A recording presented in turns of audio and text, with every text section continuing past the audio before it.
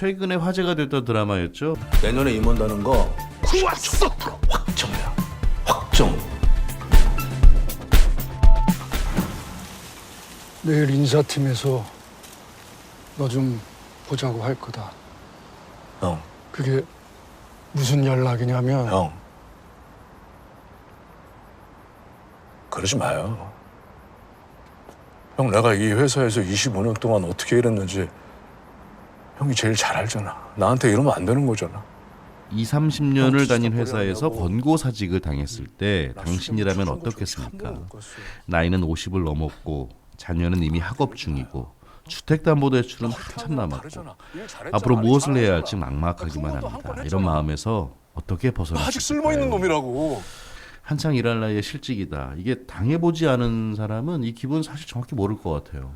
막막하죠. 네, 맞습니다. 그 말이.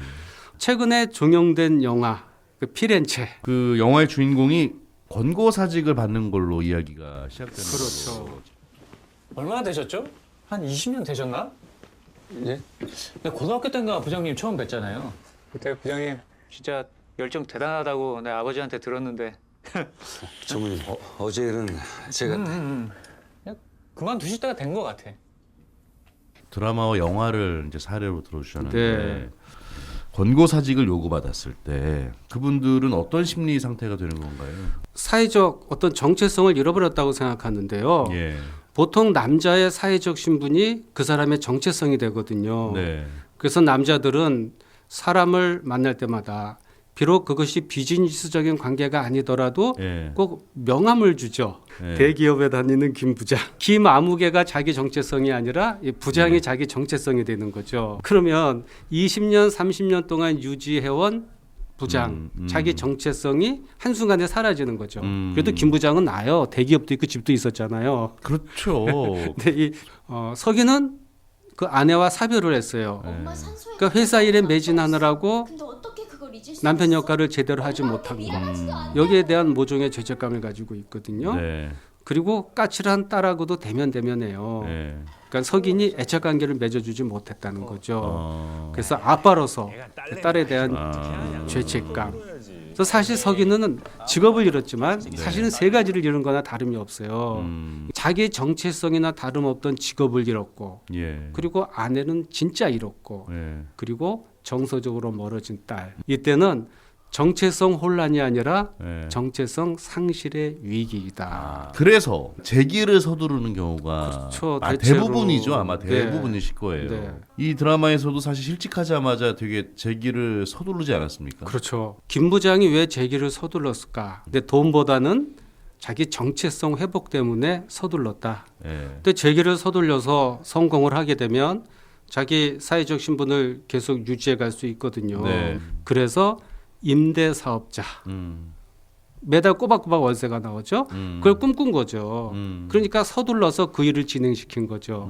그러다가 결국은 돈을 다 손실을 당했거든요. 퇴직금마다 다 날려버리게 되는 은행 부채만 떠안게 되는 거죠. 그래서 서두르는 것은 상당히 조심해야 된다는 거죠. 그래서 마음을 다스리는 게 중요해요. 네. 서두르는 것보다도요. 사실 근데 누구나 아마 서두르고 싶은 마음이 생길 거예요. 자기 정체성을 회복해야 되는데 이전과는 다른 방식으로서 자기 정체성을 찾아야 된다. 그 50 넘어서는 사회적 신분이 자꾸 이렇게 탈색돼 가고 있거든요.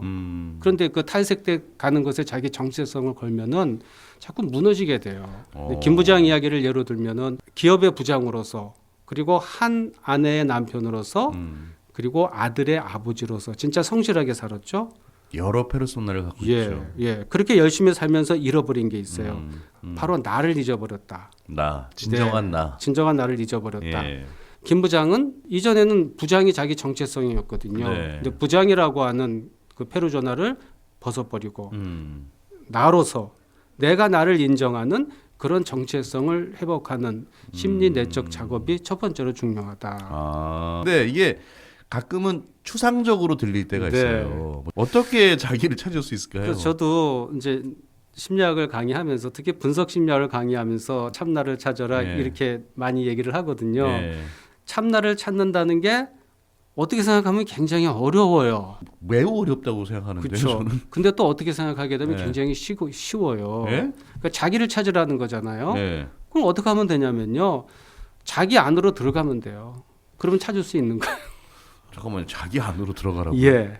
그래서 서기는 어떤 결단을 내리냐면 젊은 시절에 열정을 가지고 여행한 이탈리아의 피렌체. 예. 거길 여행을 떠나요. 피렌체로 여행을 떠났다는 얘기는 과거로 시간 여행을 떠났다. 그렇게 볼 수가 있는 거거든요. 아. 예. 이 영화를 본 많은 5060, 50대, 60대 분들이 위로를 받았다 그래요. 왜 위로를 받았느냐? 네. 마치 내 이야기를 하는 것 같더라. 그런 얘기하더라고요. 한동안 우울했는데 예. 이 영화를 보고 생기를 찾았다. 시간 여행을 했다 과거로. 그것이 새로운 정체성과 어떤 연관이 있는 걸까요? 그래서 에릭 에리슨의 심리 발달 이론에 보면요. 예. 자아 정체성의 재구성 이런 개념이 있거든요. 그래요? 자아 정체성의 재구성. 이것은요 보통 중년에 위기를 경험하면서 이루어지는 예. 그런 발달 단계라고 볼 수가 있어요. 예. 서기는 피렌체에 와서 처음으로 그림을 오랫동안 들여다봐요. 또 골목길도 천천히 걷고 아무 목적 없이 또 시간을 보내요. 그러니까 머리가 아닌 감각으로 삶을 경험하는 거죠. 그러면서 서기인이 경험하는 것은 나는 살아있구나. 인생은 버티며 사는 것이 아니라 느끼며 사는 것이구나. 느끼며 사는 것이다. 매 순간순간을. 그래서 주인공을 무엇을 얻었습니까? 첫째는 예. 회사원에서 한 인간으로 돌아왔다. 직장은 사라져도 나는 사라지지 않는다. 네.